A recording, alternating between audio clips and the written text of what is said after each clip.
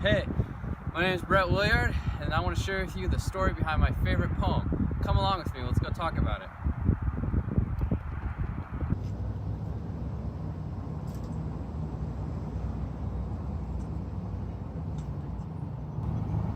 In September of 2013, I came to the University of Oregon to study, but I also came for another reason.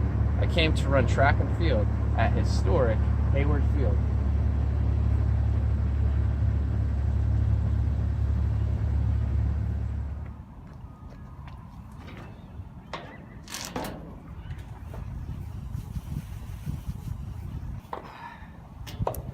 So I'm from two different places. I was born at the sea, and I went to school in the valley in Eugene. So I've always kind of divided my life into these two chunks of living at home and living away from home.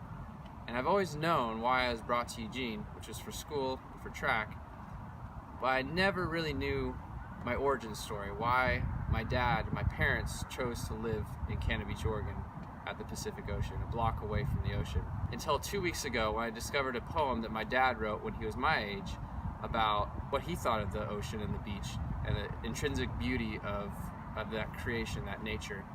And when I read that, it meant a lot to me, which I think is what poetry is about.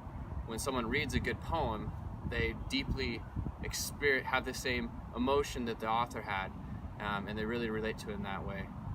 So that's why I think poetry is being able to articulate with colorful language someone's deep personal experience.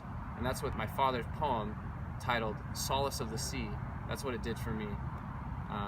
So I want to read it now for you.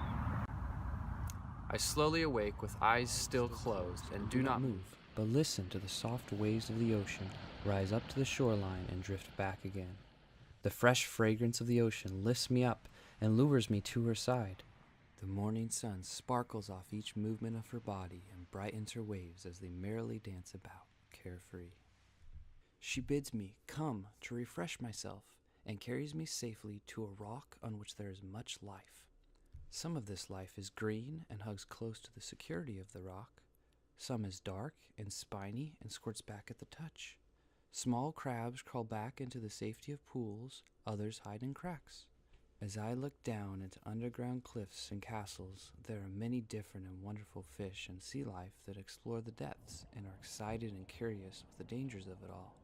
But danger only strikes the small, unaware, and overly curious. She loves all those who have grown accustomed to her being and provides for them. Mists and sprays from waves breaking over the top of the rock cool me and splash all around me. She calls me back to her shore and leaves various shaped and colored shells there for me to find. I lie down under a tall coconut tree, have a feast of coconuts, then relax, just letting the afternoon sun caress me as I close my eyes for a short nap and pleasant dreams. I am awakened by the thump of a fallen coconut from the tree. It is dark. The moon and the stars shine down from the heavens as Orion starts his flight across them. The ocean scatters grunion down the shoreline where they leave their eggs in the soft, wet sand. A wave brilliantly glowing a phosphorus dark blue comes, takes the fish, and sweeps them far out to sea while leaving others. After a long and mystifying walk along her shores, I tire, and the same sound that had awakened me so gently that morning is the sound with which she sang me back to sleep. Dan Williard. From the cold winter of '72, reflecting on the warm summer of '71.